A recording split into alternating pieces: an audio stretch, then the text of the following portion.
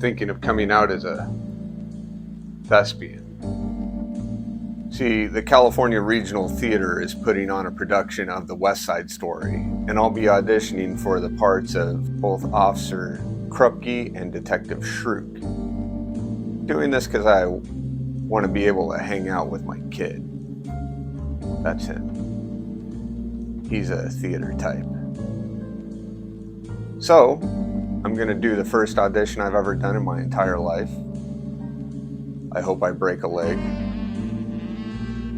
In the figurative sense.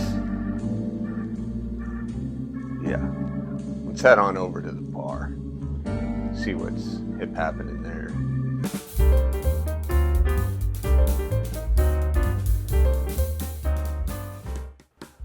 Good evening, seafarers, seamen, and sea dogs, infantrymen, and everyone else. Welcome to this week's intoxicatingly interesting episode of Before the Mast, a show where we explore delicious cocktails while rehashing the past, mainly my past. If you want to discuss your own past, go make your own channel. But first, be a shipmate and subscribe to mine. And share and like this video. Help me help you get quality content. Yes. Quality content. I appreciate all of you who come and support me while I have my episodes. I am Aaron Burks, the guy getting you through the next 20 minutes of your life. Or maybe I'm sucking 20 minutes of your life away. Tonight's cocktail will be the Sweet Manhattan. First, let's head to the Laka Laka Lounge to pick our poison. Ah yes, this is where I move quickest. For tonight's cocktail, you will need rye. I'm using Slow and Low, as suggested by my Aunt Michelle. Sweet vermouth, I'm using Gallo. Angostura bitters. And simple syrup. You will also want maraschino cherries and an orange for the garnish. And a mixing glass, ice, and a chilled coupe glass. Let's get underway. First, let's go with 2 ounces of rye.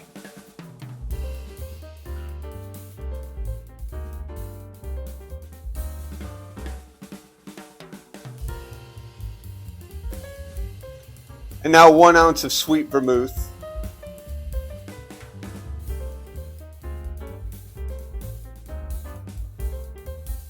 Two dashes of Angostura bitters.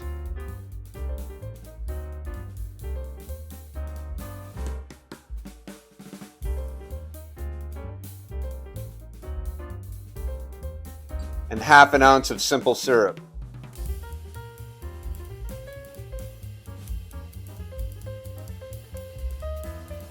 Now add ice. Stir for about a minute. Because this doesn't go over ice, it doesn't dilute. All the diluting is done during the stirring. So give it time to do its thing. That should do it. Now's a good time to produce your chilled coupe glass. Now I'm going to double strain it.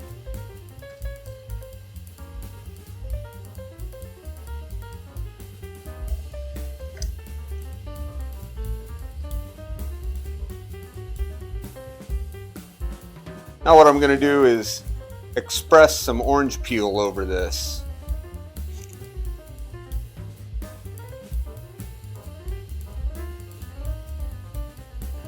And give it a little bit of an orangey rim job. And just dump that fucker right in. Add your maraschino cherry. And if you don't like maraschino cherries, just mingle around the room for a while. You'll find it's easy enough to lose it. And there it is. The Sweet Manhattan. Cheers. God, I hope it's better than last week's. It is. It's much more better than last week's. That orange peel really does something for this, I think. It adds just enough citrus to the spice and the rye. And this is a good rye. It's less medicinal than Jack Daniel's. Now, I will say this is still a sipper. It's a very spirit-forward drink.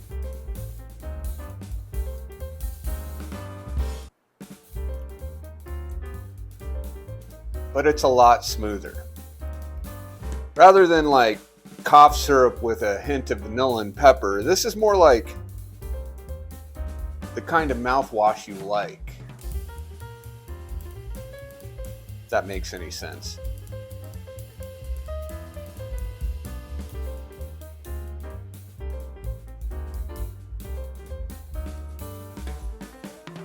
On the nose, that orange gives you just enough citrus to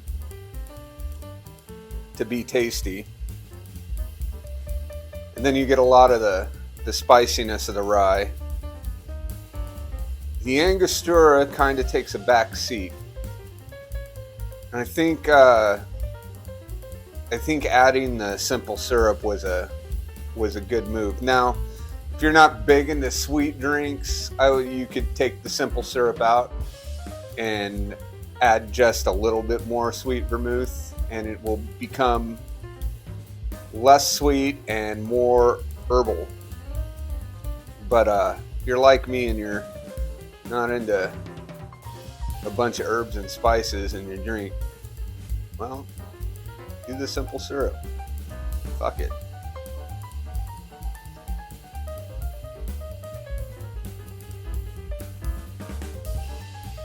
Making a cocktail is about enjoying yourself, so make it the way you want it. It's Burger King up in this bitch. Wait, they don't do that anymore, huh? Son of a bitch. Cheers.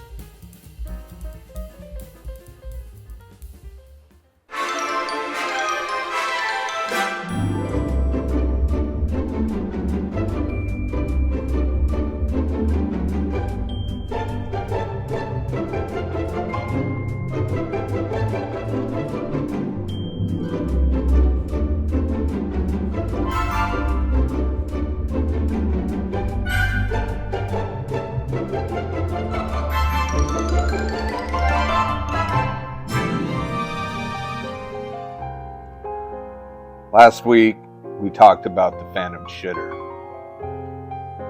Well, this week I'm going to tell you about the Phantom Shitter's cousin, the Skivvy King.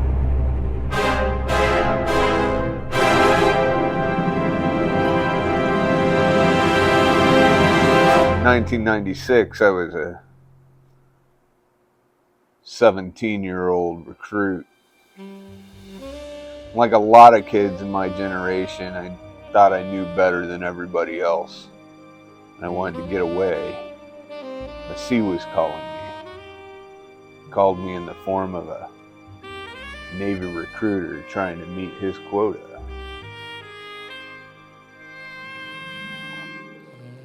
Well, a short time later, I found myself at RTC Great Lakes, or as they like to say, Great Mistakes.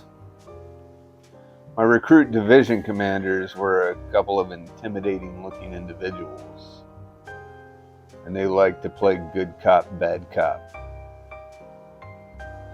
Well, good cop, MM2 Wright, he was laid back for an RDC, which is to say not very laid back at all.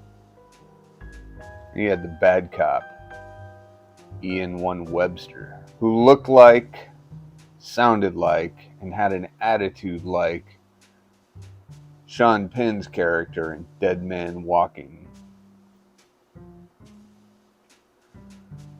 Back then, boot camp was made to break you. It was made to be as miserable as possible so that when you went to the fleet When you got to the real Navy, suck wouldn't seem as bad.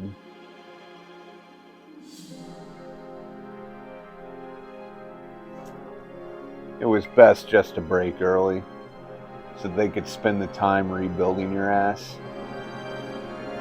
For those who thought they were tough and held out, well, they either made it worse for themselves and by extension everybody else around them. Well, they got asthmaed, just to say they got sent back in training, and boot camp got longer for them. In every division, there's always one guy who feels the need to make things harder than they need to be. One swinging dick who doesn't get it. Some poor bastard who's just a sucker for punishment.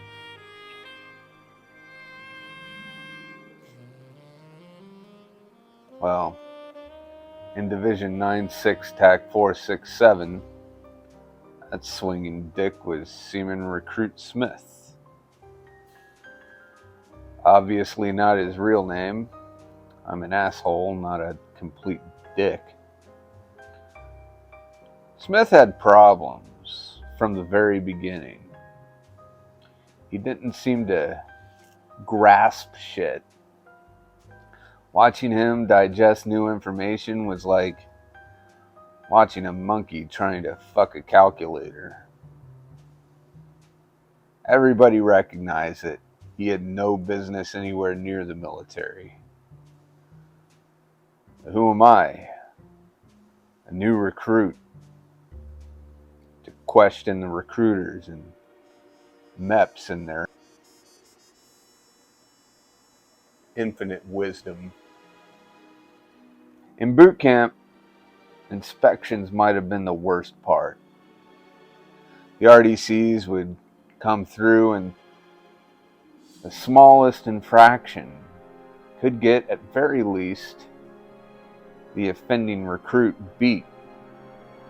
That is, physically punished through non-violent means, like push-ups or leg lifts or holding your rifle out in front of you until your RDC got tired of watching you suffer. That sort of thing. Or if the RDC was having a bad day, perhaps he got his ass chewed. Perhaps he got into an argument with his wife. Perhaps he was out of rum. You could have the entire damn company beat in your honor.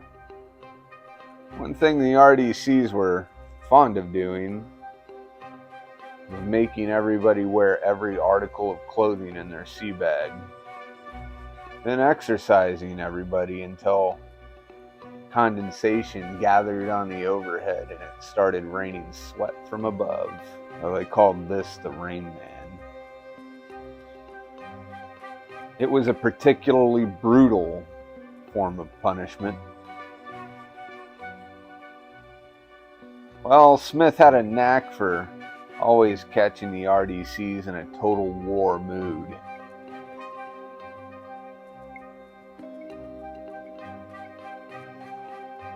He smelled bad.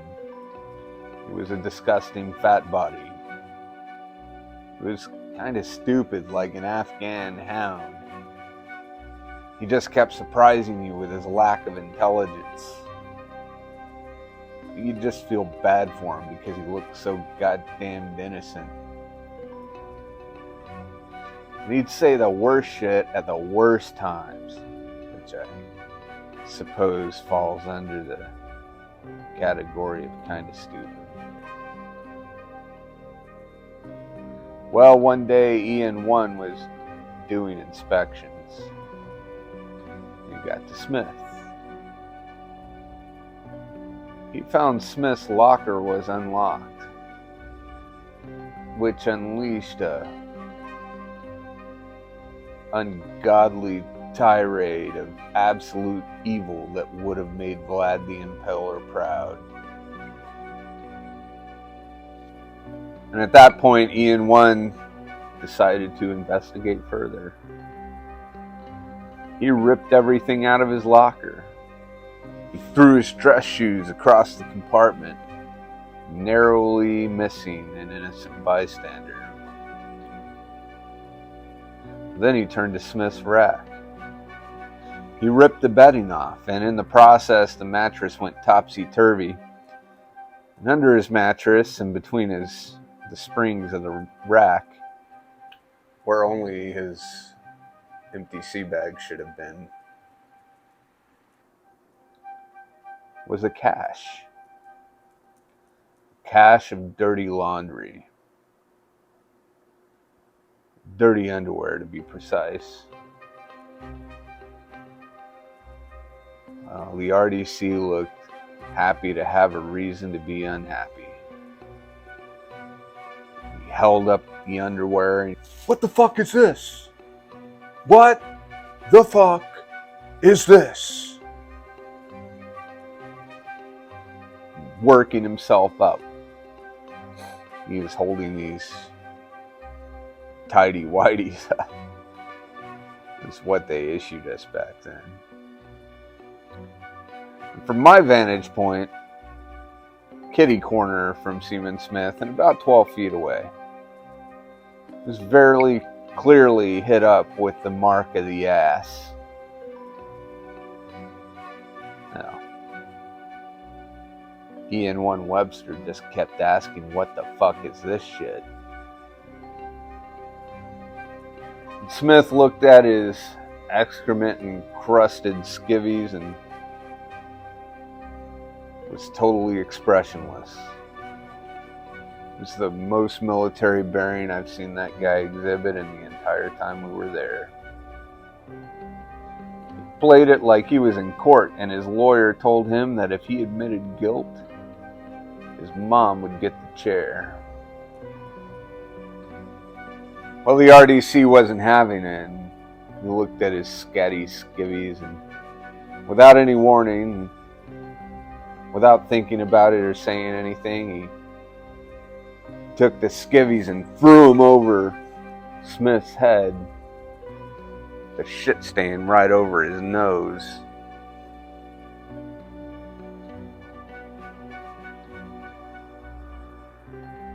Nasty. It was pretty nasty. The RDC looked at Smith and said, "You are now the Skivvy King. You like the smell of sweaty, dirty crotch." Well, through the leg holes of the tidy whities, Smith looked at him questioningly. The RDC looked back at Smith and said, "Say it." Well, Smith mumbled it, nearly unintelligibly. And the RDC said, "I want to hear it. Say it." Smith somehow summoned up the dark forces of detachment. The kind of apathy you get when you accept that it's over. You know you're beat. He looked up, gazing out of the leg holes of his shit-streaked underwear.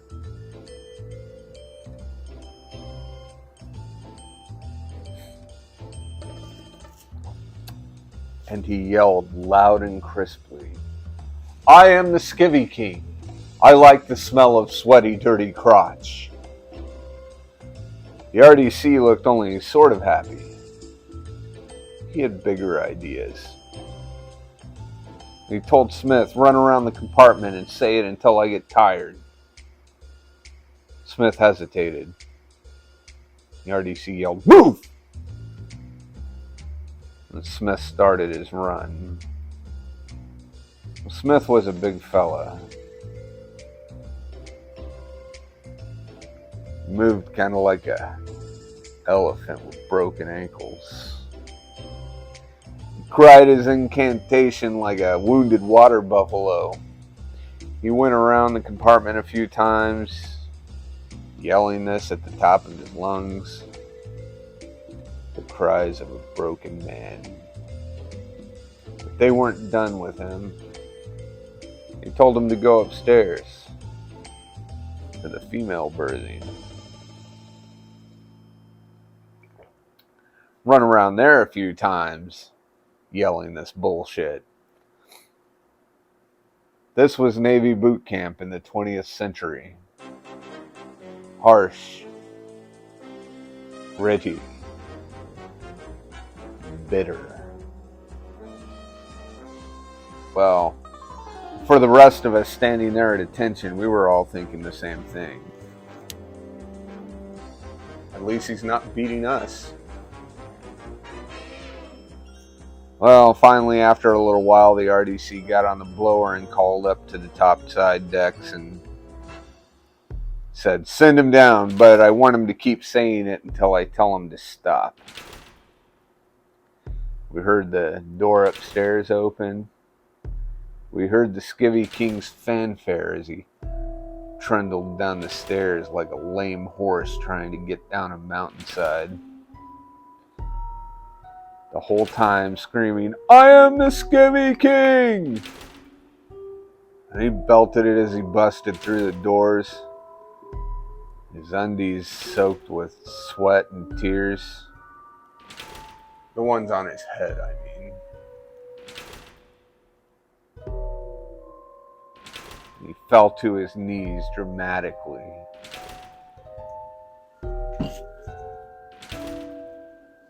"I am the goddamn Skivvy King."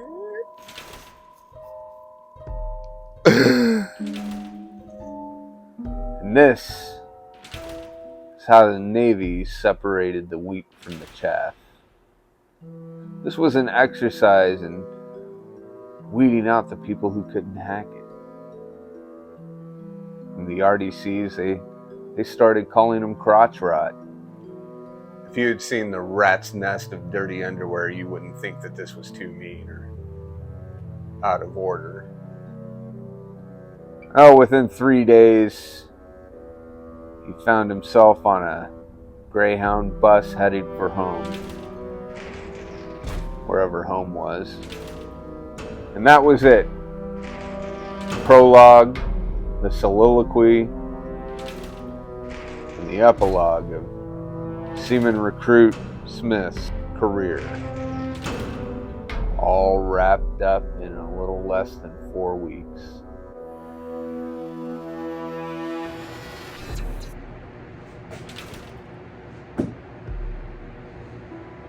You know, sometimes on quiet nights, I think about crotch rot. I wonder what became of him. Not enough to search him out on social media, mind you. Just enough to remember how boot camp was. And be thankful that I made it through. Well, that wasn't all the boot camp shenanigans that I witnessed. Those are stories for another episode. We have 3 more man episodes. So come back and I'll tell you about the time I got a bloody nose at the hands of an RDC. Until then, here's to the Skivvy King. I do hope that he has found the joys of baby wipes and boxer briefs.